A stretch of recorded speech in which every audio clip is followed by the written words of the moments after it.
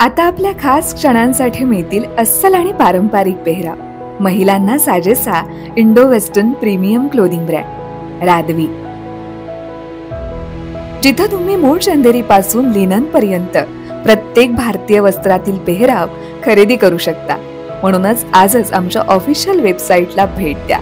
जिथं परंपरेचा साज तिथं रादवी तुमच्यासाठी खास. नमस्कार, मी तनया. न्यूज अनकटच्या टॉप 15 मध्ये आपलं स्वागत. पाहूया देश विदेशातील काही महत्त्वाच्या घडामोडी. पंतप्रधान नरेंद्र मोदी आणि फिलिपिन्सचे अध्यक्ष फर्डिनांड आर मार्कोस ज्युनियर यांच्यात नवी दिल्लीतील हैदराबाद हाऊस येथे द्विपक्षीय चर्चा झाली असून परराष्ट्र मंत्रालयानं म्हटलंय की भारत आणि फिलिपिन्समध्ये सभ्यता, ऐतिहासिक आणि लोकांमधील संबंधांच्या पायावर आधारित घनिष्ठ संबंध आहेत. सामंजस्य करारांमध्ये भारत आणि फिलिपिन्समधील धोरणात्मक भागीदारी, गुन्हेगारी प्रकरणात परस्पर कायदेशीर सहाय्य करार, संरक्षण, विज्ञान आणि तंत्रज्ञान इत्यादींचा समावेश आहे. आज नवी दिल्लीतील संसद भवन संकुलात एनडीए संसदीय पक्षाची बैठक झाली. या बैठकीत पंतप्रधान नरेंद्र मोदी, संरक्षण मंत्री राजनाथ सिंह, गृहमंत्री अमित शहा, भाजप अध्यक्ष जे.पी. नड्डा आणि एनडीए खासदार उपस्थित होते. बैठकीदरम्यान ऑपरेशन सिंदूर आणि ऑपरेशन महादेवच्या यशाबद्दल एनडीपी खासदारांनी पंतप्रधान मोदींचा सत्कार केला. अमेरिकेत लॉस एंजेलिसच्या डाऊनटाउन मध्ये झालेल्या सामूहिक गोळीबारात 2 जणांचा मृत्यू झाला आणि 6 जण जखमी झाले. लॉस एंजेलिस पोलीस विभागाच्या म्हणण्यानुसार ही घटना 14व्या प्लेस आणि ग्रिफिथ अव्हेन्यू जवळ घडली आहे, जिथे अनेक पार्ट्या सुरू होत्या. 26 ते 62 वयोगटातील 6 जखमींपैकी दोघांची प्रकृती गंभीर आहे. रशियाने अधिकृतपणे जाहीर केलंय की ते आता इंटरमिडिएट रेंज न्यूक्लिअर फोर्सेस कराराचे पालन करणार नाहीयेत. 1987च्या शस्त्र नियंत्रण करारात 500 ते 5500 किलोमीटरच्या पल्ल्याच्या जमिनीवरून मारा करणाऱ्या क्षेपणास्त्रांवर बंदी घालण्यात आली होती. मॉस्कोने पश्चिमेकडील देशांना त्यांच्या राष्ट्रीय सुरक्षेसाठी थेट धोका निर्माण केल्याचा आरोप केलाय. उत्तराखंडातील उत्तरकाशी जिल्ह्यातील हर्सिल जवळील धराली परिसरात ढगफुटीची भीषण घटना घडली असून अचानक आलेल्या पुरामुळे संपूर्ण गाव वाहून गेलं असून अनेक जण बेपत्ता असल्याची भीती व्यक्त केली जाते. प्रशासनाकडून बचाव कार्य सुरू असून प्रभावित लोकांना मदत पोहोचवली जाते. 13 ऑगस्ट 2025 पासून मणिपूरमध्ये राष्ट्रपती राजवटीचा कालावधी आणखी 6 महिन्यांसाठी वाढवण्याबाबतच्या वैधानिक ठरावाला संसदेनं मान्यता दिली आहे. राज्यसभेने आज आवाजी मतदानाने हा वैधानिक ठराव मंजूर केला.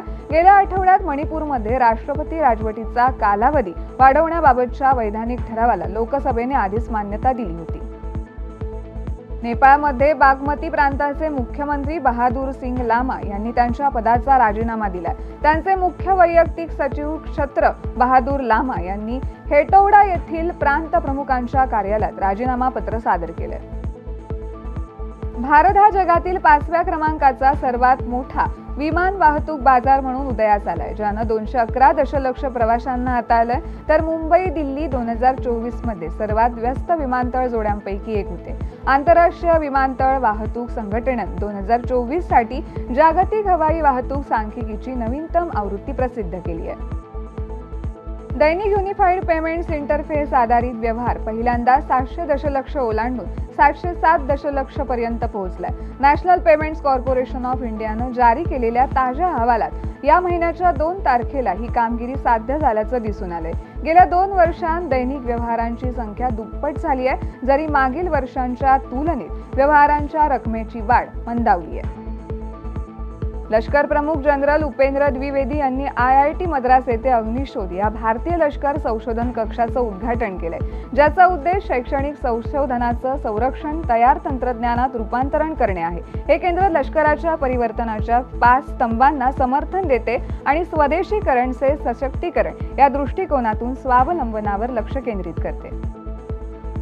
2025च्या पहिल्या 6 माहीत कर महसुलात मोठी वाढ झाली असली तरी श्रीलंकेच्या सरकारी वित्त व्यवस्थेवर मोठा ताण येतोय. अधिकृत आकडेवारीनुसार कर संकलन 25% वाढून 2.2 ट्रिलियन श्रीलंकन रुपये झाले, तर करेतर महसूल 12% वाढून 169.6 अब्ज रुपये झाले.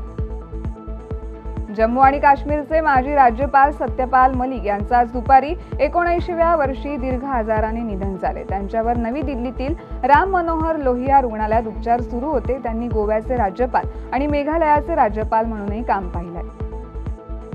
देशाच्या आर्थिक विकासाला पाठबळ देण्यासाठी केंद्रीय औद्योगिक सुरक्षा दलाला अधिक बळकट करण्याच्या दिशेनं केंद्रीय गृह मंत्रालयानं एक मोठा आणि महत्त्वपूर्ण निर्णय घेतलाय। या अंतर्गत CISF ची संख्या 2.2 लाखांपर्यंत वाढवली असून 2029 पर्यंत 70,000 कर्मचाऱ्यांची भरती होणार आहे।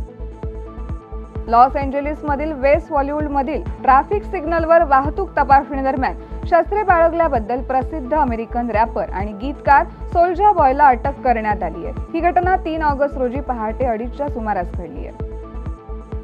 बॉक्सिंग फेडरेशन ऑफ इंडियानं उत्तर प्रदेशातील ग्रेटर नोएडा येथे 7 ते 13 ऑगस्ट दरम्यान होणाऱ्या 4थ्या सब ज्युनियर 15 वर्षाखालील मुलांच्या आणि मुलींच्या राष्ट्रीय बॉक्सिंग चॅम्पियनशिपच्या तारखा जाहीर केल्या आहेत। या स्पर्धेत 13 ते 14 वयोगटातील 400 मुले आणि 300 मुलींसह 700हून अधिक तरुण बॉक्सर सहभागी होतील, जे 15 वजन गटात स्पर्धा करतील।